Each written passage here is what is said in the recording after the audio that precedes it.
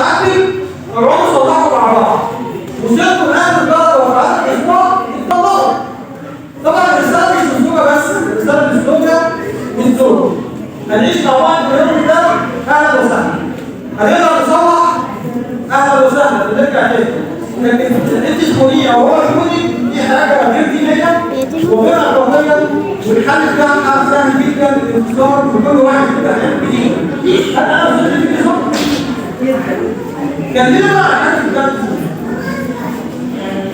بسم الله والصلاة والسلام على رسول الله سيدنا محمد وعلى آله وصحبه وسلم.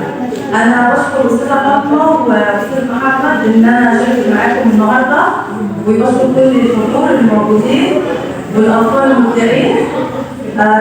عايزة أقول حاجة بسيطة جدا، إن أنا كنت محضرة حاجة وأستاذ محمد فاجئني، بس هقول حاجة بسيطة للأم ولابنها أو بنتها.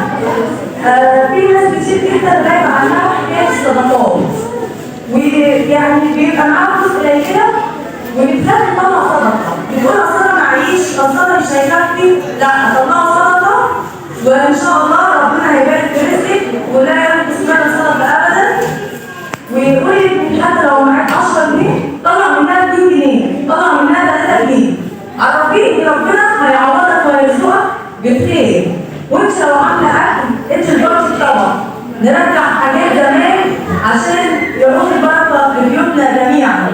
في ظل هذا الاسعار الله اعلم البيوت ماشيه ازاي، والله اعلم بيتعشوا ولا بيتعشوش. لو طلعتي من بيتك كيس رز او كيس مكرونه ممكن دي تبقى عشوه لبركتي وتدعي لي وربنا يفتح البركه في بيوتنا جميعا وبيوت المسلمين اجمعين يا رب. بشكركم جدا وبشكر صديقتنا. شكرا.